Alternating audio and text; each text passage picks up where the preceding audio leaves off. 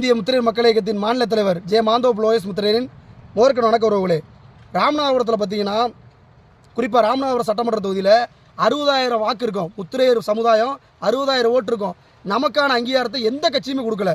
அதனோட அடிப்படையில் ராமநாதபுரம் மாவட்டத்தில் ராமநாதபுரம் முத்திரையர்கள் மற்றும் அகில இந்திய முத்திரையர் மக்கள் இயக்க சார்பாக ஆதரவு பெற்ற வேட்பாளர் ராமநாதபுரம் சட்டமன்ற தொகுதியில் சுயேட்சையாக 2026 தேர்தலில் போட்டியிடுறோம். நமக்கான அங்கீகாரம் யாருமே கொடுக்கல. இந்த மக்களுக்கு பிரச்சனை வரும்போது நல்லது கெட்டதில் யார் தலையிட்டு இருந்தா, உங்களுக்கான ஆதரவு யார் கொடுத்தா?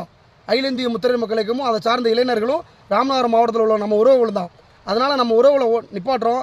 கண்டிப்பான முறையில் வெற்றி பெற செய்யுங்க. நம்ம யாருங்கிறத திராவிட கட்சிக்கு, தேசிய கட்சிக்கு 2026 நிரூபிக்க வேண்டிய சூழ்நிலை இருக்கும். குறிப்பாக ராமநாதபுரத்தில் முத்திரையர்களை எந்த கட்சியுமே மதிக்கிறது இல்லை. நமக்கான அரசியல் அங்கீகாரம் எந்த கட்சி கொடுத்துருக்கா? நம்ம மக்கள் பாதிக்கப்பட்டால் ஒரு படுகொலையோ நல்லதோ கெட்டதோ நடந்தால் யார் வர்றா? யாருமே வர்றதில்லை. சாதி ரீதியாக இருக்கிறவங்க, குறிப்பாக அகில இந்திய முத்திரையர் மக்கள் இயக்க மட்டும் தான் ராமநாதபுரம் மாவட்டத்தில் தொடர்ச்சியாக களமாடிக்கிட்டு இருக்கோம். இந்த முத்திரையர் மக்களுக்கு நல்லது கெட்டது இன்பம் துன்பம் எல்லாத்துலையும் இருந்திருக்கும். அப்போ உங்களோட பிரதிநிதி யார்? அகில இந்திய முத்திரையர் மக்கள் இயக்கம்.